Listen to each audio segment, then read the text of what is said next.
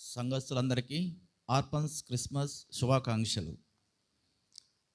ఆర్పన్స్ Christmas సందర్భంగా మన స్త్రీల సమాజం వాళ్ళు ఆర్పన్స్ క్రిస్మస్ థీమ్ తోటే ఒక చిన్న స్కిట్ ప్లే చేయబోతున్నారు. దయచేసి శ్రద్ధగా ఆలకించవలసిందిగా కోరుచున్నాం. సెయింట్ పాల్స్ లూథరన్ చర్చిలో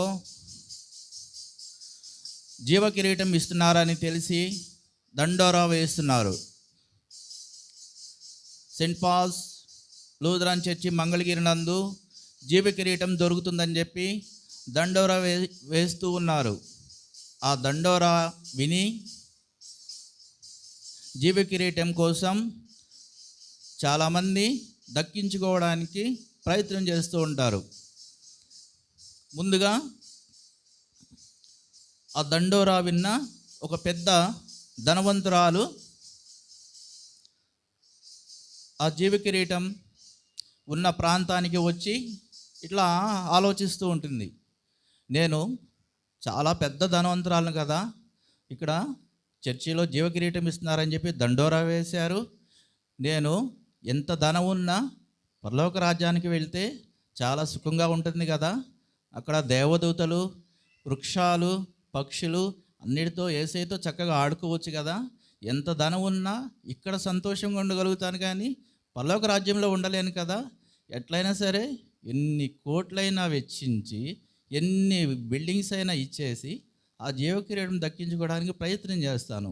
చూద్దాం, వెళ్ళి జీవకిరీటం గురించి అడుగుతాను. అమ్మా, ఇక్కడ జీవకిరీటం ఇస్తున్నారని తెలిసింది, ఆ జీవకిరీటం ఎలాగైనా నాకు ఇస్తారా? నేను చాలా ధనవంతురాలని, నా దగ్గర చాలా డబ్బులు ఉన్నాయి, మీకు ఎంత డబ్బులు కావాలన్నా ఇస్తాను, ఎలాగైనా మీరు మాకు ఆ జీవ కిరీటం ఇవ్వాలని కోరుచున్నాను, ఇవ్వగలరా నాకు? అమ్మా, మీరు ఎంత ధనవంతురాలైనా పరలోక రాజ్యానికి అర్హత సాధించలేరు. జీవ కిరీటం సాధించాలంటే చాలా ఓర్పు ఉండాలి, బీదవాళ్ళకి సహాయం చేసే బుద్ధి ఉండాలి. మీ దగ్గర ఎంత ధనం ఉన్నా ఆ ధనముకు జీవ కిరీటం అమ్మబడదు. జీవ కిరీటం అనేది కేవలం యేసయ్యను నమ్మిన వారికి, యేసయ్యను కలిగి ఉన్న వారికి, ప్రతి ఆదివారం చర్చికి వచ్చే వాళ్ళకి మాత్రమే జీవ కిరీటం లభిస్తుంది. మీరు ఎంత డబ్బులున్నా అది ఇవ్వడం సాధ్యం కాదు. అమ్మా, బంగారం కూడా ఇస్తాను, నేను నా దగ్గర ఉన్న ఆస్తి అంతా ఇస్తాను, ఆ జీవ కిరీటం ఎట్లాగైనా ఇవ్వమ్మా నాకు. మీరు ఎంత ఇచ్చినా ఇవ్వడం సాధ్యం కాదు, దయచేసి మీరు ఇక్కడి నుండి వెళ్ళిపోండి.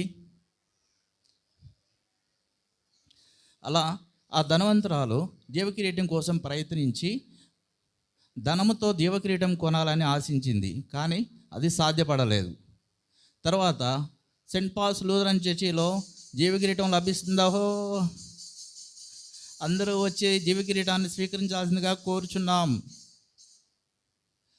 తర్వాత ఒక పెద్ద సైంటిస్టు ఈ దండోరా వినేసి, నేను ఎన్నో రాకెట్లు ప్రయోగించాను, ఆకాశంలో ఎన్నో అద్భుతాలు సృష్టించాను, అయినా ఇవన్నీ నాకు సరిపోవు, ఒకసారి జీవకిరీటం నాకు కనుక లభిస్తే నేను పరలోక రాజ్యానికి వెళ్తాను కదా, ఇది సాధ్యమవుతుందో లేదో వెళ్ళి అడగాలి. ఎంత రాకెట్లు ఉన్నా, ప్రభుత్వం దగ్గర నేను అవార్డులు తీసుకున్నా అవి నాకు అక్కడికి రావు. చివరికి ఈ జీవకిరీటం ఉంటే పరలోక రాజ్యానికి అర్హత లభిస్తుంది కదా, వెళ్ళి ప్రయత్నం చేస్తాను. సెయింట్ పాల్స్ లూథరన్ చర్చికి వెళ్ళి ఒకసారి ప్రయత్నం చేస్తాను. మా ఇక్కడ జీవకిరీటం ఇస్తున్నారని తెలిసింది, నేను పెద్ద సైంటిస్ట్ని, అబ్దుల్ కలాం దగ్గర అవార్డు కూడా తీసుకున్నాను, ఎన్నో రాకెట్లు ఆకాశంలో ప్రయోగించాను, ఎన్నో కృత్రిమ వర్షాలు క్రియేట్ చేశాను, ఇంత అర్హత ఉన్న నాకు జీవకిరీటం ఇవ్వగలరా? అమ్మా, మీరు ఎంత సైంటిస్ట్ అయినా, ఎంత మేధావి అయినా, ఎంత తెలివైన వాళ్ళైనా జీవకిరీటం ఇవ్వడం సాధ్యపడదు. మీరు జీవకిరీటానికి అర్హత పొందాలి అంటే ముందుగా దేవుడిని నమ్మాలి, మీకు ఓర్పు ఉండాలి, సహనం ఉండాలి, వినయం ఉండాలి, విధేయత ఉండాలి, ప్రతిదినము ప్రార్థనలో ఉండాలి.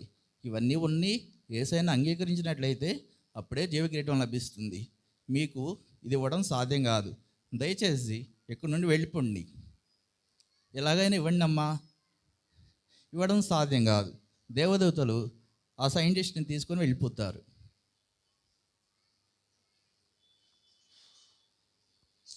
సెయింట్ పాల్స్ లూథరన్ చర్చిలో జీవ కిరీటం ఇవ్వబడుతుంది. అర్హత ఉన్న వాళ్ళు ఎవరైనా వచ్చి స్వీకరించాలహో. అలా దండోరా విని మిస్ యూనివర్స్గా ఎలక్ట్ అయిన ఒక ఆమె జీవ కిరీటం కోసం ప్రయత్నం చేయాలని చెప్పి ఎదురు చూస్తూ ఉంటుంది.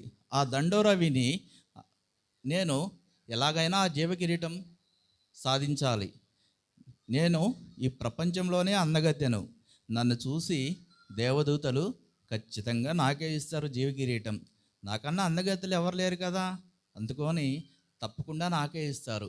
నేను అందాల పోటీలో ఎన్నో మెడల్ సాధించాను. జీవ కిరీటం పరలోక రాజ్యంలో నాలాంటి చక్కగా ఉన్న వాళ్ళే ఉంటారు, కానీ మామూలుగా ఉండేవాళ్ళకి ఉండే సాధ్యం అసాధ్యం. అందుకొని నేను వెళ్ళి ఆ జీవ కిరీటం కోసం ప్రయత్నం చేస్తాను. మా సెయింట్ పాల్స్ లూథరన్ చర్చిలో జీవ కిరీటం ఇస్తుందని దండోర విని వచ్చాను.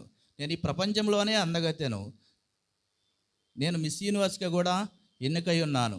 మీరు నాకు మిస్ యూనివర్స్ కిరీటం ఇచ్చారు, కానీ జీవ కిరీటం యొక్క విలువ నాకు తెలుసు కాబట్టి మీరు నాకు జీవ కిరీటం ఇవ్వగలరా?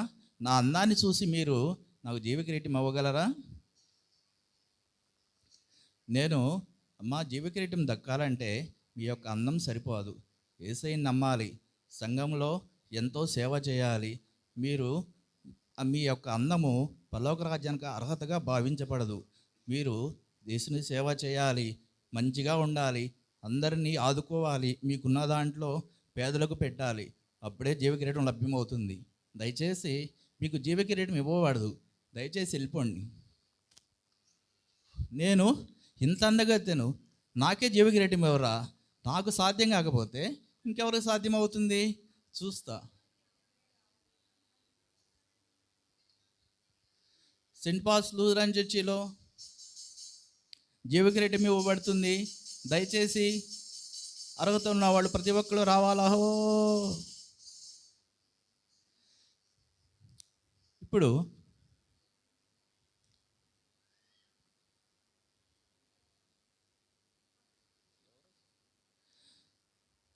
పేదవాళ్ళు, అనాథులు, ఇప్పుడు ఆ రాష్ట్రం యొక్క సీఎం గారు జీవకిరీటం యొక్క దండోరా మాట వినేసి ఆ జీవకిరీటాన్ని ఎలాగైనా దక్కించుకోవాలని చెప్పి సీఎం గారు ఆ జీవకిరీటం కోసం సెయింట్ పాల్స్ లూథరన్ చర్చికి వస్తారు.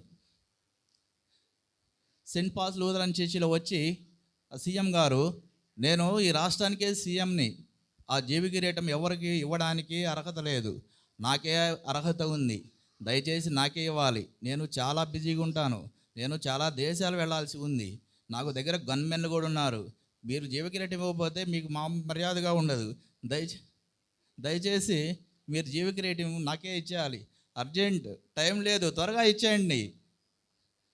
అమ్మా, మీరు సీఎం అయినా ప్రధానమంత్రి అయినా ఎంత పెద్ద అధికారైనా జీవకిరీటం ఇవ్వడం సాధ్యం కాదు. మీరు అధికారంలో ఉన్నారు కాబట్టి సంఘంలో ఎంతో సేవ చేయాలి, సంఘంలో ఆదుకోవాలి, సంఘానికి సంబంధించిన పనులు న్యాయంగా బద్ధంగా చేయాలి, అప్పుడే మీకు మీ అధికారానికి మంచి జరిగి జీవకిరీటం ఇవ్వబడుతుంది. అలా ఏం లేదమ్మా, నేను బాగానే చేస్తాను, ఎన్నో వాటర్ లైన్స్ వేసాను, డ్రైనేజీలు కట్టించాను, ఎంతోమంది చదువు చెప్పించాను, ఎంతోమందికి మనీ ఇచ్చాను, ఎంతోమందికి ఆ పథకాలన్నీ అందించాను, ఇందుకన్నా అర్హత ఏం కావాలి? దయచేసి నాకు జీవకిరీటం ఇవ్వండి. జీవకిరీటానికి పరలోక రాజ్యానికి వెళ్ళడానికి ఇవన్నీ అర్హతగా భావించబడవు. మీరు దయచేసి ఇక్కడి నుంచి వెళ్ళిపోండి, ముందు దేవుని సేవ చేయండి, దేవునిలో ఎదగండి, సంఘంలో అభివృద్ధి కొరకు పాటుపడండి, దయచేసి వెళ్ళిపోండి ఇక్కడి నుండి.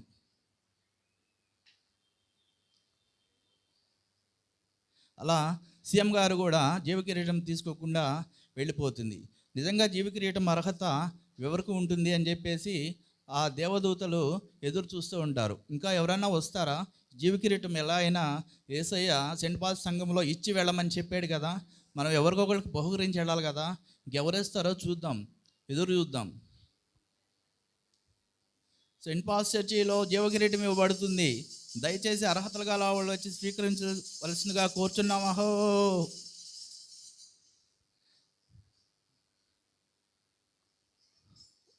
అప్పుడు కొంతమంది అనాథలు దూరం నుంచి ఆ దేవదూతలను చూస్తూ ఉంటారు. అయ్యో, మేము అనాథలం కదా, మాకు ఎవరూ లేరు కదా, మాకు సరైన బట్టలు కూడా లేవు కదా, మాకు తినటానికి ఆహారం కూడా లేదు కదా, మమ్మల్ని అసలు లోపలికి రానిస్తారా మమ్మల్ని, మాకు ఏ అర్హత లేదు కదా, కానీ యేసయ్య ఉన్నాడు మాకు, కానీ ఆ విషయం వాళ్ళకి తెలియదు కదా, యేసయ్యని నమ్ముకున్నాము, కానీ ఈ లోకపరమైన ఏవి మాకు అర్హతలు లేవు, మమ్మల్ని లోపలికి కూడా రానివ్వరేమో, ఏం చేద్దాం, మనం ఆ జీవ కిరీటం మనకు దక్కదేమో, ఎలాగైనా చూడాలి దేవదూతలను అనుకున్నాం, కానీ సాధ్యపడలేదు, ఎలా చేద్దాం? అప్పుడు అక్కడ ఉన్న దేవదూతలు వాళ్ళని చూసి, అమ్మా, మీ దగ్గరికి యేసయ్య మమ్మల్ని పంపించాడు, మీరు బీదవాళ్ళని తెలిసి, మీరు పేదవాళ్ళని తెలిసి, అనాథులని తెలిసి దేవుడు మిమ్మల్ని అక్కర చేర్చుకోమని చెప్పాడు, మీరు వచ్చి ఆ జీవకిరీటాన్ని పొందవలసిందిగా కోరుచున్నాం. దేవుడు ఎప్పుడు ధనవంతుల్ని చూడ్డు, అందాన్ని చూడ్డు, ఐశ్వర్యం చూడ్డు, పేదలని, దేవుని యందు విశ్వాసం కలిగిన వాళ్ళని, దేవుని యొక్క సేవలో నిమగ్నమై ఉన్న వాళ్ళని, దేవుని సేవలో పాల్గొనే వాళ్ళని, మంచి వాళ్ళని, ఆజ్ఞలను పాటించే వాళ్ళని, ధన్యతలు నేర్చుకున్న వాళ్ళని, ప్రతి ఆదివారం సంఘానికి వచ్చి చక్కగా పాస్టర్ చెప్పే వాక్యం వినేవాళ్ళని, వీళ్ళనే దేవుడు జీవకిరీటం అందిస్తాడు.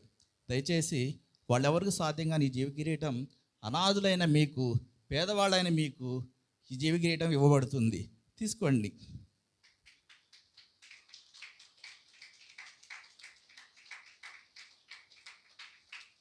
చూసారా, జీవకిరీటం సాధించాలంటే అర్హత ధనవంతులు కాదు, అధికారులు కాదు, ఇంకా సైంటిస్టులు కాదు, ఎవరు కాదు, కేవలం యేసయ్యని నమ్మిన వాళ్ళు, యేసయ్య సంఘంలో సేవ చేసేవాళ్ళు, నిజాయితీగా యేసయ్య సంఘానికి రెగ్యులర్గా వచ్చేవాళ్ళు, పిల్లల్ని సండే స్కూల్కి పంపేవాళ్ళు, ప్రేమ కలిగి ఉండేవాళ్ళు, కుళ్ళు కుతంత్రాలు లేని వాళ్ళు, వాళ్ళకే జీవకిరీటం లభించబడుతుంది.